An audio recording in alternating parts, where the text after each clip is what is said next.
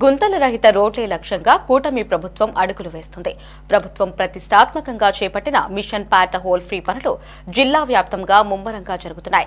సంక్రాంతి పండుగ కల్లా రాష్ట్రంలో గుంతలు అనేది కనబడకూడదని ముఖ్యమంత్రి అధికారులను ఆదేశించడంతో ఉద్యమంలా రోడ్డు మరమ్మతుల పనులు జరుగుతున్నాయి. ఇక ఇదే అంశానికి సంబంధించి విజయవాడ ఆటోనగర్ నుంచి మా ప్రతినిధి మహేష్ మరింత సమాచారం అందిస్తారు.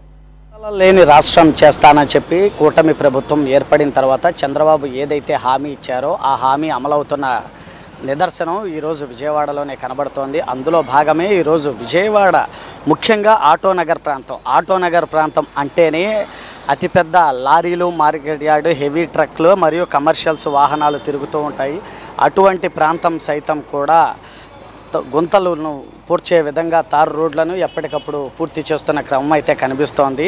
అలాగే రాష్ట్ర వ్యాప్తంగా ఎక్కడా కూడా గుంత కనిపించినా సరే సంక్రాంతి పండుగ నాటికి అధికారులనే కాదు ప్రజాప్రతినిధులను సైతం కూడా బాధ్యతల్ని చేస్తానని చెప్పి సీఎం ఇప్పటికే చెప్పడం జరిగింది. అందులో భాగంగా ఈరోజు మనం చూస్తున్నాము విజయవాడ ఆటోనగర్ ప్రాంతాన్ని. అలాగే ఒక ఆటోనగర్ ప్రాంతం అనే కాకుండా రాష్ట్ర వ్యాప్తంగా కూడా ఇలాగే గుంతలు పూడ్చే కార్యక్రమం అనేది సాగుతోంది. అలాగే ఇదొక మహాయజ్ఞంగా కూడా చెప్పుకుంటూ ఉండొచ్చు. అయితే ఏది ఏమైనప్పటికీ రానున్న మరి 2-3 రోజుల్లో సాగే సంక్రాంతి పండుగ సమయానికి రాష్ట్రంలో ఏ ఒక్క గుంత కూడా ఎవరైనా సరే చూస్తానికి కూడా కనబడటానికి వీలు లేకుండా కూడా చేస్తానని చెప్పేసి కూడా మంత్రులు చెప్తున్నారు. దీనిపై రాష్ట్ర ప్రభుత్వం అలాగే అధికారులు కూడా ప్రత్యేక శ్రద్ధ కూడా తీసుకోవటం కూడా జరిగింది.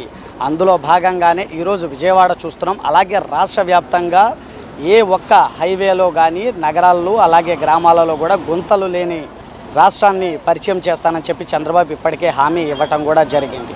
అయితే అందులో భాగమే మనం చూస్తున్నాము. అయితే ఏది ఏమైనప్పటికీ గత 5 ఏళ్ల జగన్ పాలనలో రాష్ట్రంలో రోడ్లన్నీ కూడా ఏ విధంగా ఇంకుడు గుంటలు, చెరువులు తలపించేలాగా ఉన్నాయో కూడా మనం గత 5 ఏళ్లలో చూసాము.